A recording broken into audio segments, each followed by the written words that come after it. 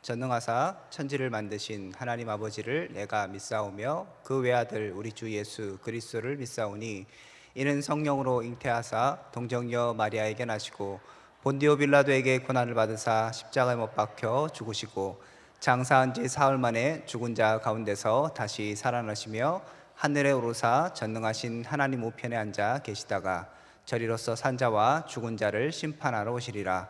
성령을 믿사오며 거룩한 공예와 성도가 서로 교통하는 것과 죄를 사하여 주는 것과 몸이 다시 사는 것과 영원히 사는 것을 믿사옵나이다.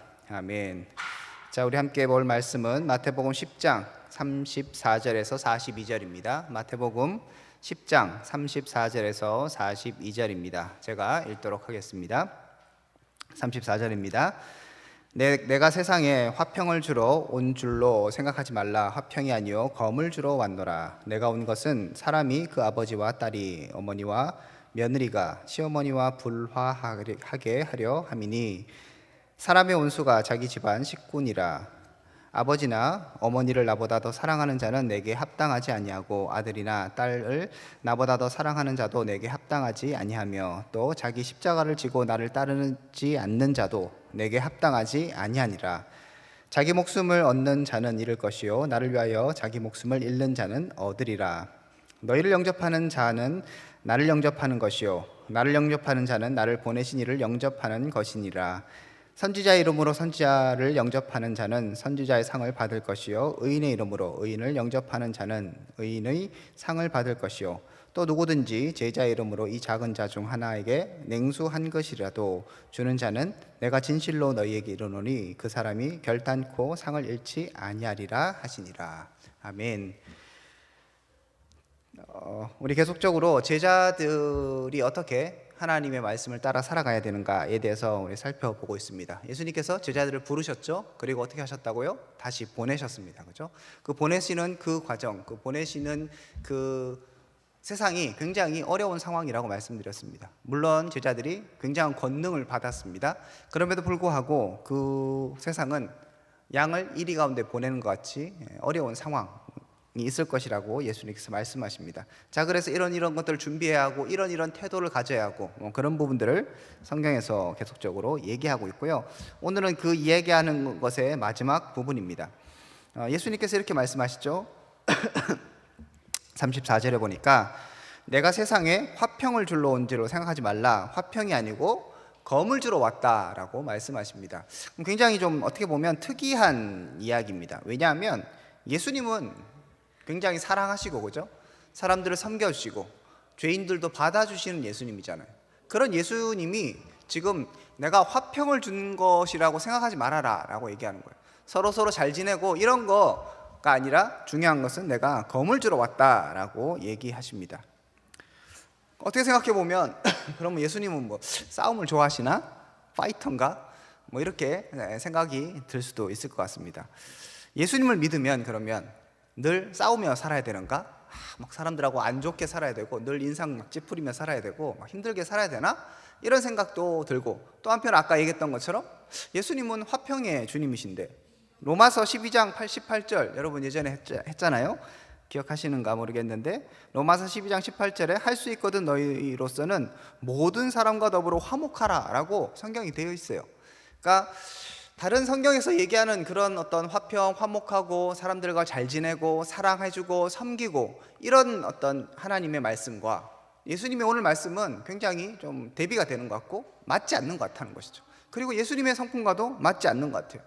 또 하나는 아까 얘기했던 것처럼 그러면 예수님 믿으면 맨날 싸우며 다녀야 되는가? 늘 언쟁하고 논쟁하고 사람들하고 막 이렇게 뭐 하고 그렇게 살아야 되는가? 그럼 또 피곤하잖아요.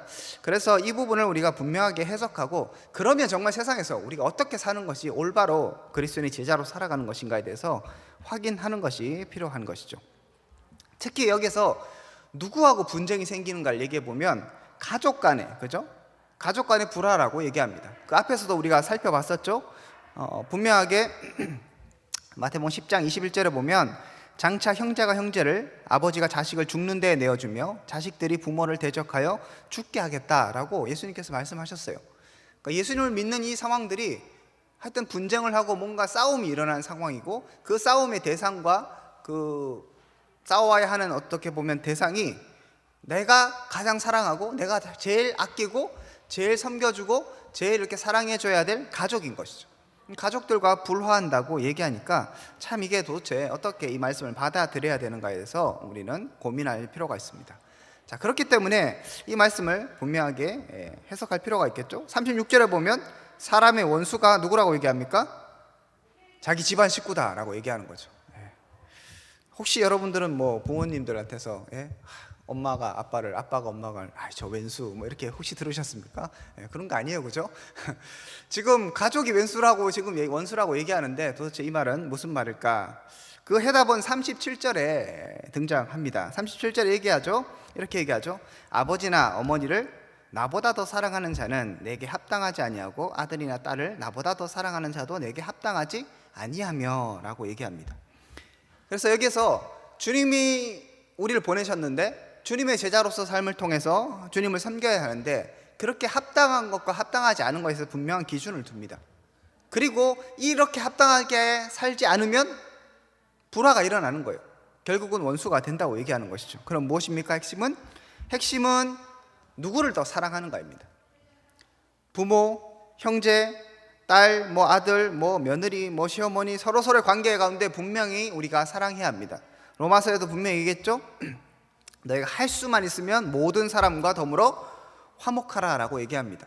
그런데 할 수만 있으면인데 여기서 할 수 없는 이제 상황이 등장하는 것이죠. 그 등장은 무엇인가 하면 하나님보다 그 사람들을, 하나님보다 가족을 더 사랑하게 되면 문제가 발생한다고 분명히 이야기하고 있습니다. 가족들 간에 서로 사이가 안 좋으면 여러분 어떻겠어요? 되게 슬프겠죠, 그죠? 집이 제일 편한 곳이잖아요. 그래도 직장 다니면서 뭐 이것저것 하면서 어려운데 그래도 집에 오면 안식이 있고 평화가 있고 기쁨이 있어야 되는데 집에 왔는데 원수가 있어. 건너방에 가니까 또 원수가 있어. 야, 밥 먹으라 하는데 원수가 밥 먹으라 해. 원수가 가서 밥 먹어. 기분이 좋겠습니까? 너무 힘들잖아요. 그러니까 중요한 건 하나님께서는 그런 것들을 우리 가운데 얘기하는 게 아니라 결국 그렇게 되는 이유는 내가 하나님보다 가족을 더 사랑할 때입니다. 하나님은 다른 사람보다 하나님을 더 사랑하고 더 소중히 여기고 하나님께 영광 돌리기를 분명히 요구하시는 것이죠. 그게 안 되면 화평이 아니고 검인 거예요. 검은 다툼인 거죠. 그게 안 되면 문제가 발생하게 되는 것입니다. 그래서 결국은 우리가 가족 간의 관계도 좋고 또 다른 사람과의 화평도 중요하지만 더 중요하게 생각해야 하는 것은 내가 하나님을 더 사랑하는가, 그 사람들보다 내가 하나님을 더 사랑하고 그 사람들을 온전히 생각하고 있는가, 그 사람들보다 하나님을 온전히 생각하고 있는가, 이 문제가 우리 가운데 가장 중요하게 대두되는 문제입니다. 지금 이 상황은 제자들을 예수님께서 파송하시는 장면이잖아요. 파송하셔서 이것하고 저것하고 뭐 복음을 전하는 그런 상황 가운데 있습니다. 그러다 보면 개인적으로 의지하는 사람도 생기겠죠. 개인적으로 참 좋다 이런 사람도 생길 거예요. 나에게 필요한 사람도 생길 거고요. 나에게 뭐 물질을 제공하고 또 뭐 잠자리를 제공하는 사람이 있으면 굉장히 감사하고 좋을 거예요. 그런데 문제는 뭐냐면 그 사람들이 나에게 좋게 해주고 나도 뭐 마음이 가는 사람도 있을지 모르겠지만 거기까지인 거예요. 하나님보다 결국 내가 하는 이 사명보다 사람들을 사랑하고 사람들에 대한 생각들이 앞서가게 되면 문제가 발생하기 시작하는 것입니다. 그래서 주님께서 우리에게 얘기하시는 것이죠. 너희에게 화평을 주러 온 것이라고 생각하지 마라. 결국은 사람들은 선택할 때가 오게 되는데 하나님이냐 세상이냐, 세상 사람들이냐 하나님이냐, 사람이냐 그리고 하나님인가, 이거에 대해서 분명하게 고민하고 결단해야 될 때가 오게 된다는 것들을 얘기하면서 그럴 때가 되면 화평을 하고 싶어도 안 되는 것이죠. 언젠가는 선택해야 되는 것이기 때문입니다. 그러므로 오늘 이 시대를 살아가는 여러분들에게 중요한 것, 다른 거 뭐 다른 사람과 뭐 화목하게 지내고 이런 거 다 떠나서 여러분들이 자꾸 관심을 갖고 생각해야 되는 것은 무엇입니까? 내가 하나님 더 사랑하는가, 여기에 초점을 둬야 하는 것입니다. 여러분에게 묻습니다. 여러분은 하나님을 더 사랑하십니까? 한번 이렇게 떠올려 볼까요? 여러분들은 지금 이 세상에서 가장 사랑하는 사람이 누구입니까? 내가 지금 탁 뭐 끝나면 만나고 싶은 사람, 뭐 엄마가 될 수도 있고 아빠가 될 수도 있고 뭐 연인 사이가 될 수도 있고요, 뭐 친구가 될 수도 있겠죠. 자, 그런 사람들을 떠올려 봤을 때 그러면 그 사람들보다 난 하나님을 더 사랑하는가? 이 사랑의 개념은 단순하게 그냥 립서비로서 지금 사랑하는 거 그런 거 얘기하는 거 아니잖아요. 하나님 다 알고 계세요, 그죠? 우리 여성분들 남자가 나를 사랑하는지 안 하는지 알고 있잖아요, 그죠? 하나님 주신 그 촉감으로 성령의 능력보다 약간 떨어지지만 거의 성령의 능력과 같은, 그냥 이 사람이 나를 사랑하는가 안 사랑하는가, 마음이 변했는지 안 변했는지, 지금 무슨 생각을 하는지 다 알잖아요. 그러니까 그냥 난 그 사람보다 하나님 사랑해 말로만 하는 것이 아니라, 그러면 사랑한다는 것은 뭘 결국 얘기하는 것입니까? 쉽게 얘기하면 시간을 내는 거예요. 그리고 내 물질을 내는 거예요. 그게 하나님을 사랑하는 것입니다. 말로만 사랑한다 하면서 하나님을 위해서 아무것도 희생하지 않아. 내가 그 사람 사랑한다고 하면서 오늘 바빠, 다음에 만나자, 나 피곤해, 됐어, 그러면 사랑하는 것이겠습니까? 아니죠. 말로만 사랑하는 거죠. 하나님께서 이 부분에서 분명하게 얘기하고 계시는 것이죠. 제자라면, 보냄을 받은 사람이라면 너희들이 잊지 말아야 될 것이 있는데, 그것은 하나님을 사랑하는 거라는 거죠. 다른 어떤 것보다 하나님을 사랑할 것을 주님께서 분명히 요구하시는 것입니다. 하나님을 위해서 여러분들은 무엇을 하고 계십니까? 또 반대로 이런 것도 있겠죠. 여러분들이 회사를 위해서 예를 들어서 야근도 하고, 그렇죠? 열심히 막 일하고 회사의 그런 막 커가는 그런 것들을 보면서 나도 막 기쁘고 이런 거가 있을 수도 있어요. 그래서 회사를 위해서 자신을 희생한다고 할 수 있지만, 또 반대로 물어보면 그럼 회사를 내가 사랑하는가 했을 때 그건 아닐 수도 있는 거죠. 어떻게 보면 단순하게 희생하는 것만으로, 내가 교회를 열심히 다니고 뭔가를 하고 이것만으로 하나님을 사랑한다고도 얘기할 수 없어요. 또 반대로 그냥 말로만 하나님 사랑합니다, 사랑합니다, 사랑합니다 라고 해도 그것만으로도 하나님 사랑한다고 얘기할 수 없습니다. 결국은 중심의 문제인 것이죠. 그래서 그 누구도 쉽게 얘기할 수 없습니다. 여러분 스스로가 점검하고 고민해야 하는 것입니다. 여러분은 하나님을 사랑하는 자입니까? 자, 그래서 내가 정말 하나님을 사랑하기 때문에 나의 가치관이 다른 세상 사람들보다 우선순위가 분명히 세워졌기 때문에 일어나는 그런 불화는 괜찮은 거예요. 그렇다고 표독스럽게 이런 사단의 자식 이러면서 마귀야 물러가, 사탄아 물러가라 이런 식으로 하면 안 되겠죠. 인격적으로 분명히 대해야 되는 건 맞지만, 그렇지만 그 불화가 나타나는 것은 어쩔 수 없는 상황인 것이죠. 반대로 하나님도 사랑하지 않고 가족 간에 맨날 싸우고 주위 사람들과 사이도 안 좋고 최악이 최악. 주님도 사랑하지 않고 나도 안 사랑하고 그 사람도 안 사랑하고 맨날 문제만 일으키고, 이런 사람들은 정말 생각하기도 싫은 것이죠. 여러분 하나님을 사랑하시길 바랍니다. 그래서 예수님께서 말씀하시는 거죠. 굉장히 도전적으로 말씀하십니다. 내가 이 땅에 화평을 주러 온 것이 아니라 검을 주러 왔다. 그렇기 때문에 너희는 이런 어려운 상황들, 때로는 불화가 일어나고 때로는 어려운 상황들이 발생하는 그 상황 가운데서 점검해야 될 것이 있는데, 이 불화가 도대체 어디서 나온 것인가, 이 문제가 지금 왜 일어나는 것인가 점검하라는 거예요. 그러면서 네가 정말 하나님을 사랑해서 일들이 일어나고 있는가, 아니면 너의 욕심과 너의 생각 때문에 일어나는가 돌아보라는 것입니다. 하나님을 사랑한 것을 통하여서 우리는 이 땅을 살아갈 수 있습니다. 그리고 주님께서 우리 가운데 요구하셨던 그 사명을 감당할 수 있는 것입니다. 그런 여러분 될 수 있기를 축복합니다. 자, 그러면서 또 한 가지, 합당한 자가 누구인가 했을 때 하나님을 더 사랑하는 자라고 말했고요. 두 번째는 38절에 이렇게 얘기하죠. 또 자기 십자가를 지고 나를 따르지 않는 자도 내게 합당하지 아니하다라고 얘기합니다.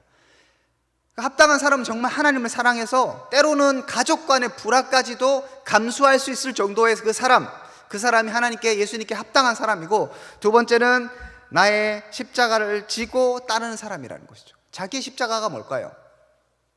여러분 십자가 하면 어떤 이미지가 떠오르십니까? 십자가는 그 당시에는 여러분 아시는 것처럼 사형 도구였잖아요, 그죠? 그랬을 때 사람을 이제 죽일 때 그 십자가 형을 처하게 할 때 죄수에게 그 십자가를 들고 가게 했어요, 그죠? 그래서 결국 십자가를 진다는 것은 자기의 죽음을 의미합니다.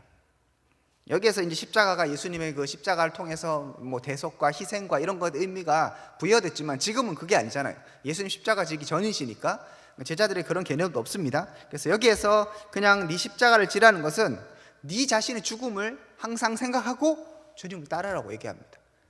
좀 더 고상한 얘기를 하면 자기 부인, 난 죽었다, 나는 아무것도 아니다, 이런 생각을 갖고 내 생각, 내가 어떻게 살아있고 내가 어떻게 잘되고 이런 것을 다 내려놓고 자기를 부인할 때, 그때 하나님 앞에 합당한 사람이라고 이야기하고 있는 것입니다. 앞에서 얘기하고 연결되는 것이죠.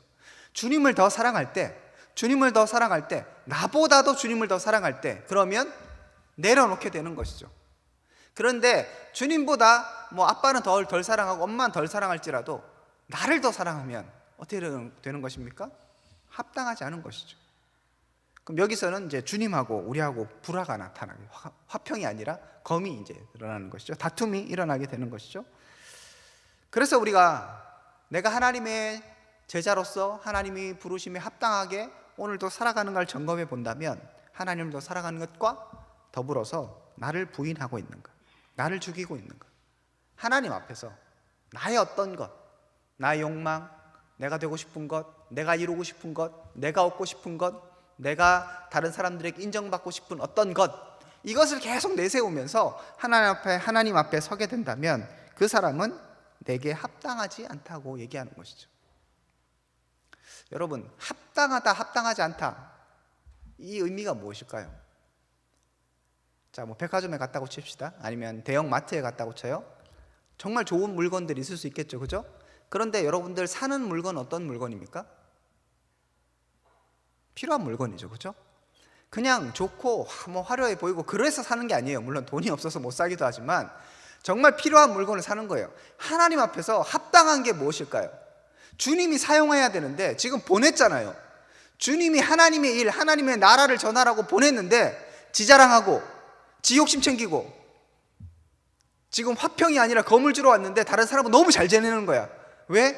하나님을 사랑하지 않으니까. 세상을 사랑하니까 세상 사람들과 잘 지내고 세상의 무리와 잘 섞이고 아무 문제 없어요. 그렇게 살아가면 합당합니까? 합당하지 않습니까?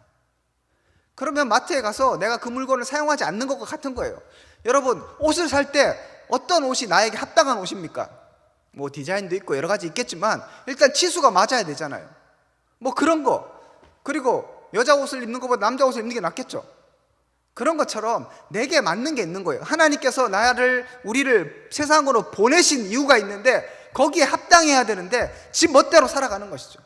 하나님 사랑하지 않고 자기를 부인하지 않고 그렇게 살아가면 주님께서 말씀하시는 것이죠. 그 사람은 내게 합당하지 않다고 말씀하십니다.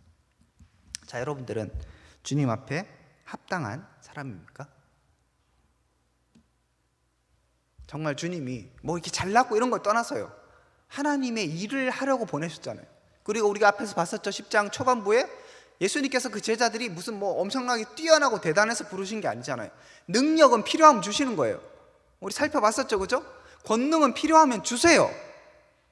중요한 건 내가 이 부르심에 합당한 자세를 갖고 하나님을 사랑하고 그리고 자기를 부인하면서 살아가는가, 그 문제인 것이죠.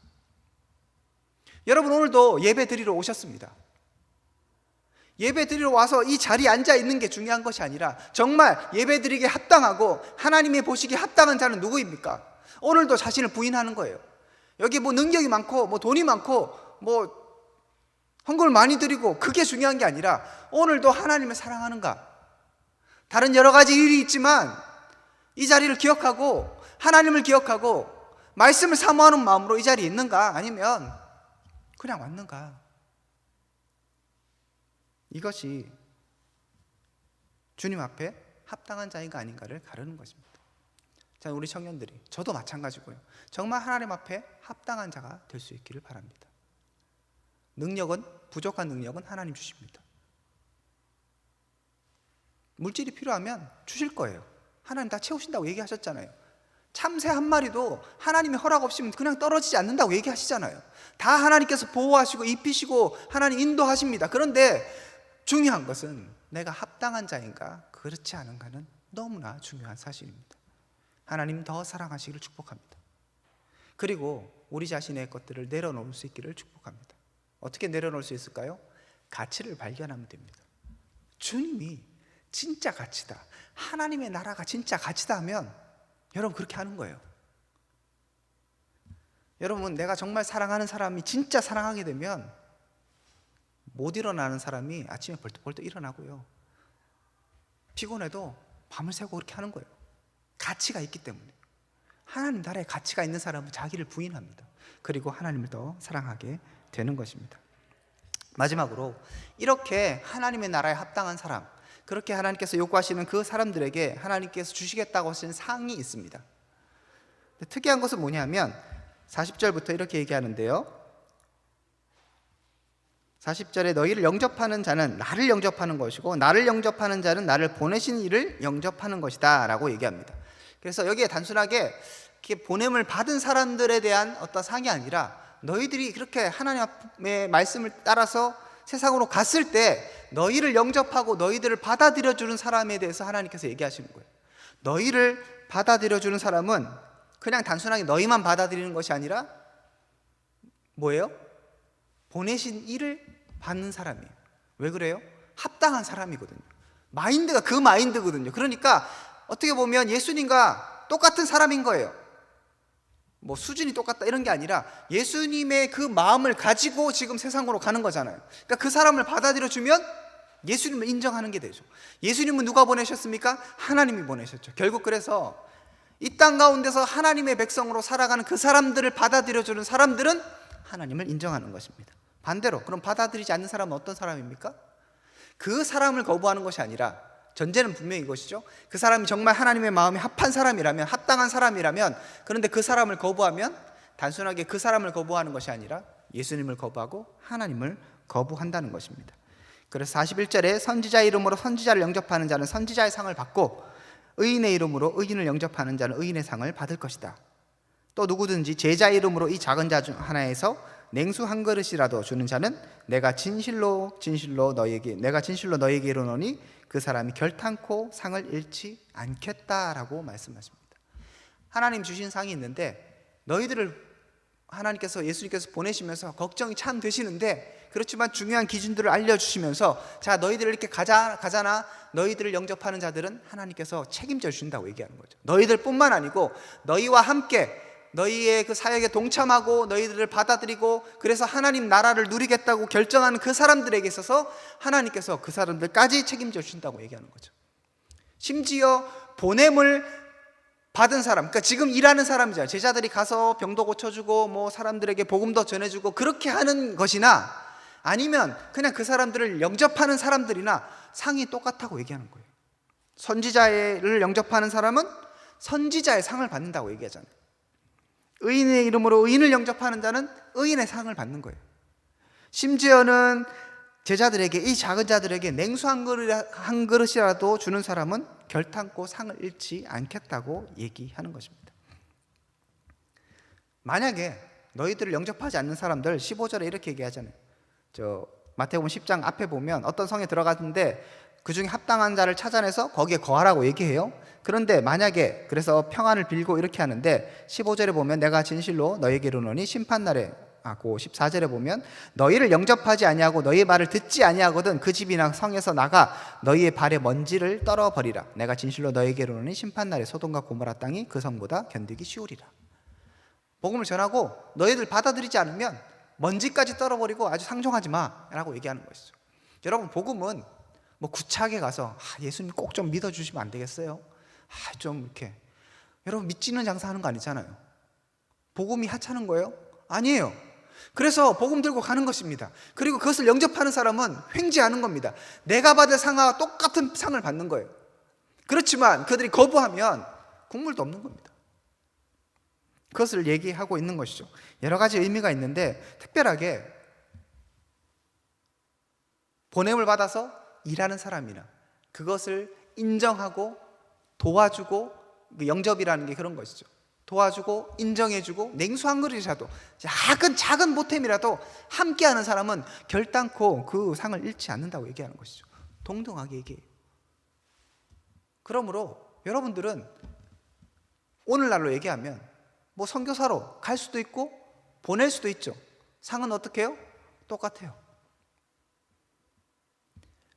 지금 이 땅에서 수많은 사람들이 그래도 주의 일을 한다고 열심히 하고 있습니다. 그런 것 가운데 여러분 동참하시길 바랍니다. 나 몰라라, 너는 앞에서 그래라, 나는 모르겠다. 그렇게 하고 있으면 국물도 없는 거예요. 그 작은 것이라도 내가 동참하고, 여러분 우리 지지난주인가요? 총회했잖아요. 사람이 세워졌어요. 그러면 내가 예를 들어서 우리 광민이 정말 기네스북에 올라갈 그 놀라운 기록을 지금 세웠는데, 광민이가 뭐 이렇게 하자 그래. 그러면 뭐 큰 도움은 안 될지라도 그래 광민아 열심히 해, 내가 기도해 줄게. 그러면 그 사람 무슨 상을 받는 겁니까? 데오빌로 회장의 상을 받는 거예요. 그 사람도 그만큼 중요하다는 거예요. 그만큼 함께하고 하나님 나라를 같이 해나가는 것들 하나님께서 기뻐하신다는 겁니다. 능력 있고 하나님께서 세우신 사람은 또 실제로 일하는 사람이 있고, 또 뭐 능력이 안 되고 좀 하나님께 주신 것이 다른 부분에 있으면 그 사람들 그 일을 하지 않지만 동조해주고 함께하는 것은 그 사람에게 분명한 하나님 은혜가 있다는 것을 성경이 얘기하고 있습니다. 자, 그래서 오늘 말씀을 좀 정리하면 이렇습니다. 적용해 봅니다면 중요한 것은 하나님을 더 사랑하는 것이 필요합니다. 그리고 하나님의 합당한 사람이 되기를 여러분들이 계속적으로 추구하고 애써야 하는 것입니다. 하나님을 사랑하고 자기를 부인하는 사람이 하나님 앞에 합당한 사람입니다. 두 번째, 그렇게 합당한 삶을 살아갈 때 여기서 얘기하는 것처럼 내가 정말 하나님의 보내심을 받아서 직접적으로 일하든 아니면 간접적으로 수고하고 애쓰든 간에 어떠한 경우라든 열심히 하나님 앞에서 섬기시기를 축복합니다. 그렇게 섬기면 하나님이 잊지 않고 계시는 것이죠. 하나님이 보고 계시는 것입니다. 여러분 정말 그 하나님 앞에서 수고하시고 애쓰시기를 바랍니다. 뭐 이런 얘기를 해서 오해를 안 하실 거라 믿고 얘기합니다. 제가 여러분들에게 뭐 이렇게 특별하게 요구하는 거 없잖아요. 그러니까 제가 여러분들이 청년부를 섬기잖아요. 그러면 저를 좀 도와주세요. 그러면 제가 애쓰는 거하고 똑같은 상을 받는다니까요. 얼마나 땡 잡는 겁니까? 그런데 뭐 그래라 저래라, 뭐 이래라 저래라, 너는 그래라 나는 가만히 있겠다, 이런 것은 올바른 태도가 아닌 것이죠. 담임 목사님 뭐 하고 앞에서 교회에서 일하면 여러분들이 할 일들은 또 하시길 바랍니다. 혹시 뭐 시간이 안 되거나 여건이 안 될 수 있잖아요. 저는 그런 거에 대해서 뭐 여러분 뭐 못하면 안 하면 돼요. 근데 중요한 것은 여러분 가운데 어떤 마음이 있냐는 것이죠. 정말 하나님 나라에 동참하는 마음이 있냐는 것이죠. 자기를 부인하고 정말 하나님을 사랑하는 마음이 있냐는 것이죠. 그렇게 해서 작은 기도라도 여러분 동참하시길 바랍니다. 격려라도 해줬으면 좋겠어요. 옆에 사람들에게, 수고하는 애쓰는 사람들에게 참으로 여러분들이 그런 일들을 할 때 하나님께서 기억하시고 함께 하실 것입니다. 이것을 통해서 하나님이 주시는 복과 은혜를 누리시는 우리 청년부 될 수 있기를, 그리고 무엇보다도 하나님 앞에서 합당한 자로 살아가기를 주님의 이름으로 축복드립니다. 기도하겠습니다.